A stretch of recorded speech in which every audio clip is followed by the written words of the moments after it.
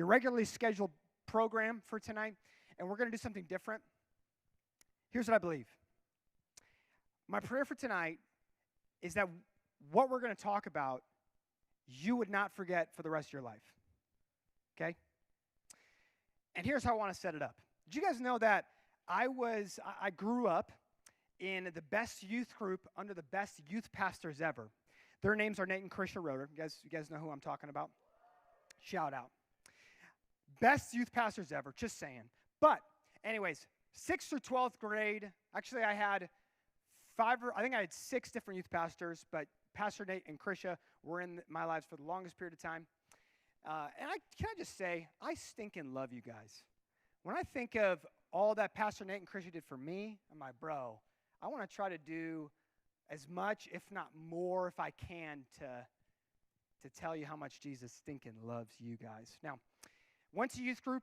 I was on the student leadership team for a few years. How many on the student leadership team? Shout out to your crew. Let's go. If you are interested in joining the student leadership team, you want to get more involved, make more of a difference, we've got packets up there for you to grab. You have to be at least a sophomore coming into your sophomore year. Anyways, we had a great team. How many of you guys have done escape rooms before? You guys have ever done an escape room? We did an escape room as a team together. I'm trying to think of other things. Regardless, we were on a team of about 15 or so student leaders, and then I ended up graduating out of high school. I went to community college for a year, and then I went to Bible college for another year in Missouri, and was at a different church, and the rest is history. You guys have changed my life because you're awesome. Give yourself a pat on the back real quick. Shout out. Hey, can I also shout out, Kelly tonight is preaching to the 6th and 7th graders tonight. She's doing it, man. She's doing it. Here's the deal. What I noticed with post-graduation, so after graduating high school, I noticed something. I actually talked with our student leaders about this at Retreat. Hey, shout out to Retreat, that happened this past weekend. Great. And actually, Oliver brought his little trumpet. Is that right? So at 2 a.m., I woke up to the sound of that thing. It actually wasn't that. It was double the size. Woke up to that at 2 a.m. That was, shout out. Oh, that wasn't Oliver. That was you, Bryce. Shout out to Bryce. Thank you, brother. Keeping us on our toes. Anyways, post-graduation as a student, I noticed that different people on that team and different people that I grew up with in youth group, they all went their own ways or went different ways. So some people stayed back in Wisconsin. Some people went to college elsewhere, didn't go to college. Some went to the military. Some just did different things, right? And this is going to happen to you after you graduate out of high school. You're going to notice people that you like maybe were really close with, and you're going to stay really close with them. Or some friends you may drift away from them, whatever. But what I notice is that if I were to, or Pastor Nate was to poll the room, or even just the student leaders, right? The ones who are supposed to be leading by example, setting the spiritual atmosphere of youth group. If we were to poll that group back when I was in high school, and the question were to be asked, how many of you would believe that you're still going to be a Christian after you graduate high school? I think everyone would raise their hand, right? And so maybe let me poll the room here. How many of you believe that after you graduate out of high school, you're going to remain a Christian? Let's go. It's the majority. Some of you, hey, appreciate your honesty. It's okay. Hand down. That's what I assumed. I assumed that most of you would say, that's me. I'm going to remain a Christian after I graduate. Statistics would show differently. Both Barna and Lifeway research over the years have seen, it used to be very high, where it used to be like 70% of teenagers who graduate out of high school grow up in the church, graduate out of high school, leave their faith by the end of their first year of college. That stat has dropped now. It's more than half. It's about 60% of teenagers who grow up in the church. Most of you, some of you don't grow up in church, but you come here consistently, like maybe you don't go on Sundays with a family or whatever. Regardless, grow up in the church, end up leaving their faith by by the time they graduate out after the first year of college. And I think it's really interesting because I analyze the people that I grew up with in youth group, went to all the camps, went to all the mission trips, all the things. I know these students had powerful encounters with God, and yet at least the student leadership team that I was on, at least a quarter or more, maybe a third or more of those student leaders have drifted away from God, no longer believe in Jesus. 2 of those people are some of my closest friends. And why this is important to me is because 2 weeks ago, you heard me say I went to Georgia, and I hung out with these guys. Every year we do a guys trip together, and we'll go just different places. We'll hang out, have fun, play games, all this stuff. You guys ever played Catan before? Anyone ever heard of the board game Catan? Man, it's a good one. You got to play it. But what was interesting is I've been really close with these guys especially, and I've noticed that over the years, these guys have slowly just drifted away from God. Tonight, I just want to ask the question. I already asked you how many of you believe that you're going to remain a Christian. But really, the more important question I want to ask you is, what makes you think that you're going to remain a Christian after you graduate? Because of what I've already shared with you, the stats and my experience, I think it would be naive of me to assume that everyone in this room is going to remain a Christian after they graduate. That's my prayer, is that you would remain connected to God, in close proximity with Him, but I don't think it would be wise of me to assume every single one will. In fact, Kelly and I have been youth pastors for 5.5 years. And every graduating class we've had, there have been students who have walked away from Jesus. And my question is why? Because if I would have polled the room every year, I think I would have gotten the same answer every year. How many of you believe after you graduate you're going to stay a Christian? Everybody raises their hand. And yet stats would show and experience would show that a good portion of you may not continue to follow Jesus after you graduate. I also think that it would be naive of you to think that you're going to remain a Christian after graduating if your faith in God is shallow, or if you expect your faith to continually be built by other people spoon-feeding it to you. Me, your pastor, your parent, your mom, dad, your friend. Does anyone remember the parable of the scattered seeds? Jesus talks about the parable of the scattered seeds.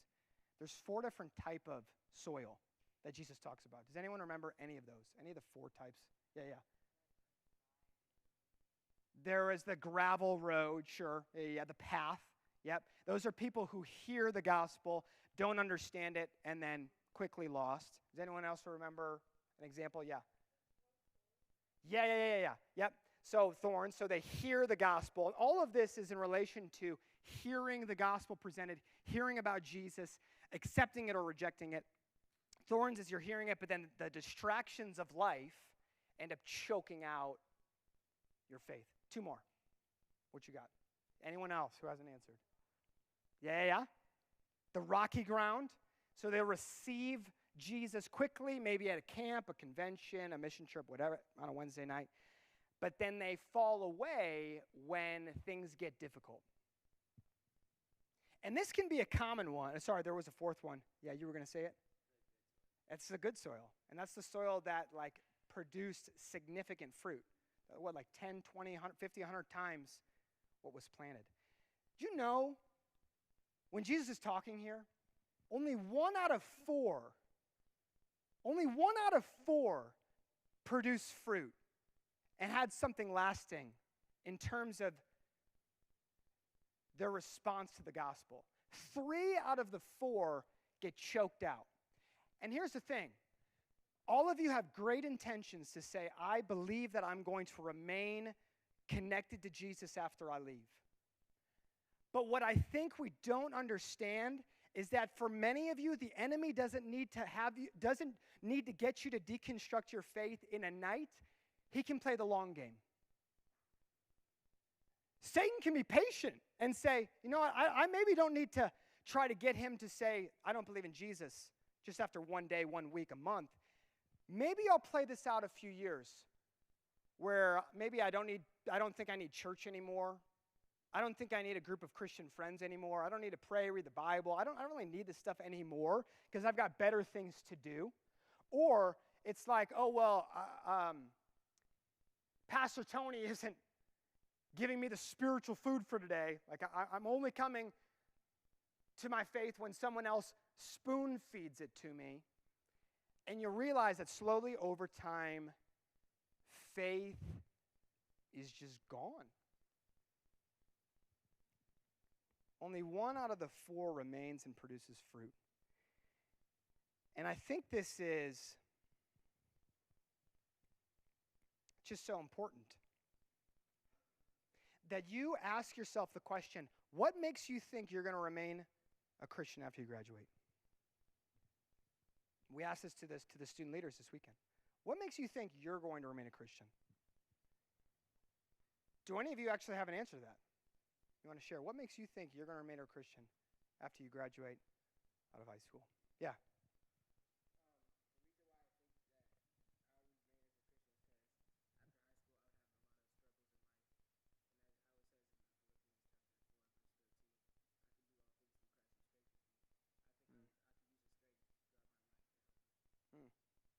That's good. One thing I like that you said is I know that through the struggles I'm going to have after I graduate, it's almost like you can anticipate that there's going to be struggles, and so it's not going to catch you off guard.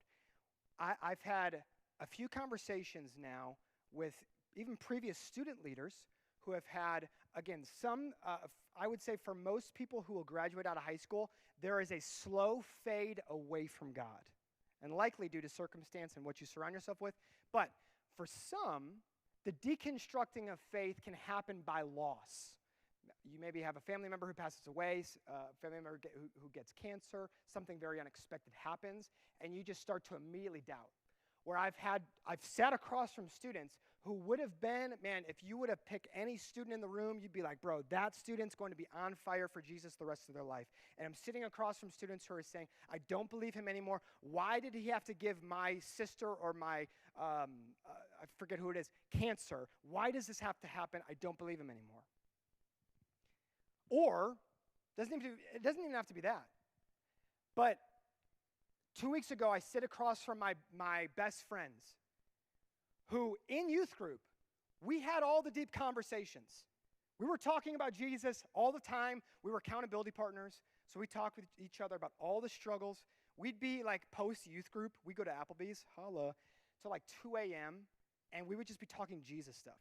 Our parents knew where we were at and what we were talking about. And then we graduated high school. And then all 3 of us kind of drifted apart. And then for both of these guys, their faith transition did not happen overnight. It happened slowly over time. To where they're like, you know what? I tried a church here when I was in college. I just didn't really have time for it, though. I didn't like it as much as my first church, so I didn't go anymore.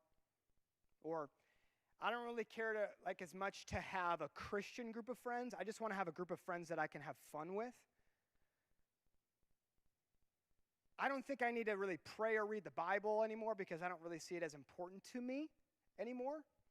And you know what also happens? I was having a conversation with someone else who's close to me, talking about their youth group experience. We went to the same youth group, had very similar experiences. This person went to the camps, went to the mission trips, all the things, was at the front worshiping every Wednesday in youth group. I know she had powerful experiences with God. And she sits across from me and says, hey, I know, Tony, you had a great experience in youth group, but that was not for me. I was just faking it the whole time. And I sat back and analyzed our conversation afterward. And here's the realization that I came to. The enemy can use your memories against you. So, I put myself back into the shoes of those things that we experienced, where God was speaking to her. She had journals written down of all the things that God said. I just picturing this in my mind. I'm like, God has done some significant things. Now for you to say that this is all disqualified, that like none of this was real, who's planting those thoughts? The enemy is. Where the enemy can take a memory and can either over-exaggerate or underestimate what really happened. So he can take a memory, and one thing he can do, especially in regard to sin, is you have a previous mistake that was made, and the enemy can over-exaggerate that sin and say, hey, didn't that feel really good? Didn't that look really good? Yeah, I don't care about like what happens afterwards, but like, wasn't that really good? And then you make the same mistake again, and then what happens? You're like, oh crap, I'm in the cycle again. Or what he can do is you have, and I'm praying and believing this is not going to happen to you, but for some of you, this is likely statistically going to happen to where years from now, you're sitting in your college dorm, thinking back to youth group, and you're like, did God really speak to me there? Was I really myself, or was that just emotion? The enemy can use your memories against you. My prayer for tonight, and what we're going to do tonight, is different. Tonight, what we're going to do is each one of you are going to write a letter in an envelope. You're going to seal it. You're going to write a letter to your future self. Because I wish this is something that I got to do. In fact, before we do that, I brought this. This is, how many of you guys went on a mission trip with our church before? You've got on a mission trip? Powerful, you got to go. This is the first journal I was ever given by Pastor Nate on my first mission trip to Minneapolis when I was 14. Believe it or not, Satan has spoken lies to me over these past 5.5 years, saying something like,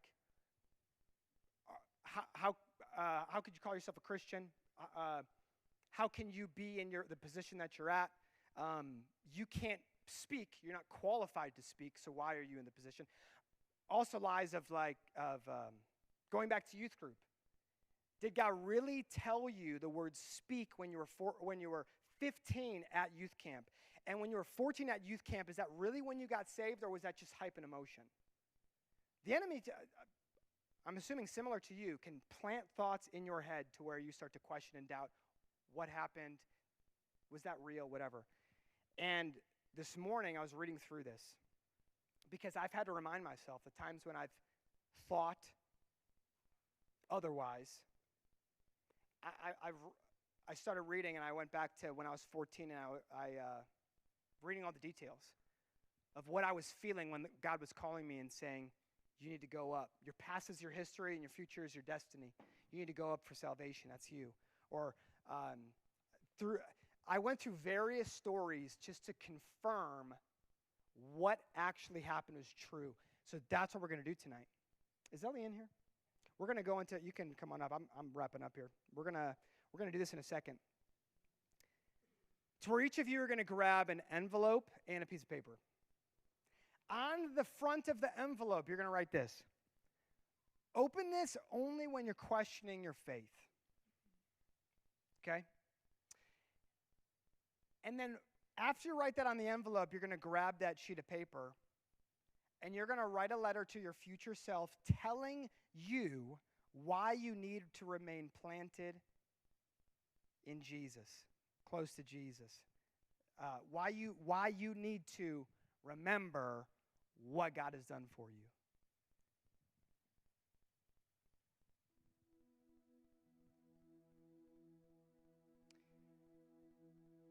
I've seen, like I said before, that the longer you are outside of youth group, for some of you, you're seniors, you're graduating this year.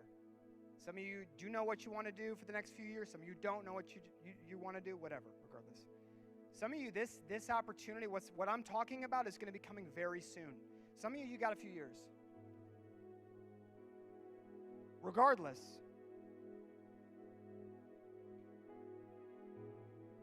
I want to expose the tactic of the enemy that is, after you leave, we kind of do spoon feed you a lot of, what does the Bible say? Like, what are all these opportunities we give? You could view that as like we're kind of feeding you a lot. And it's up to you after you graduate out of here to decide, am I going to continue feeding myself with God's word and what he's telling me? Or am I going to slowly have my relationship fade? The enemy can play the long game.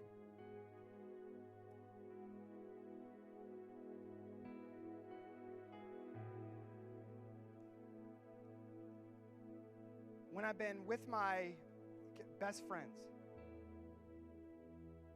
again, think about some of your close friends, some of the good conversations you've had about Jesus and all that stuff. These are two guys. I've had some of the deepest, most personal things have been shared with these guys, usually in church settings. And one of them it's like, Tony, yeah, that wasn't real.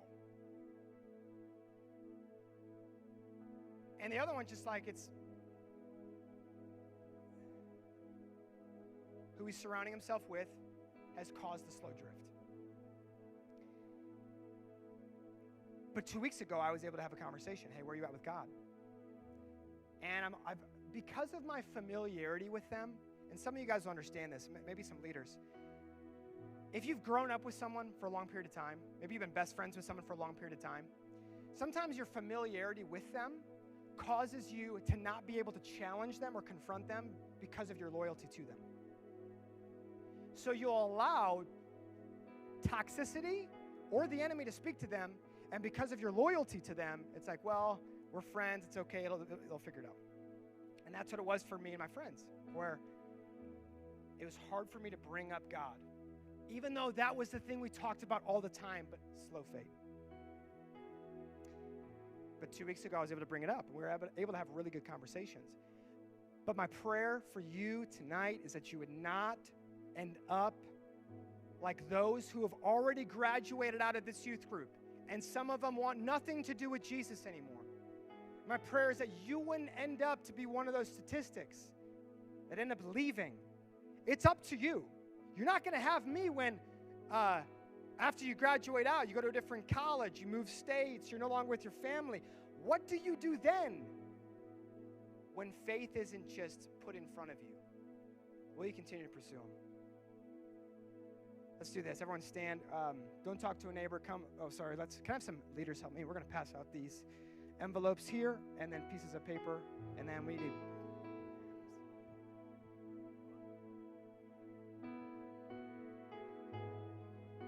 You guys can come up. You're going to grab an envelope, a piece of paper, and a pen. And then find a spot by yourself in the room.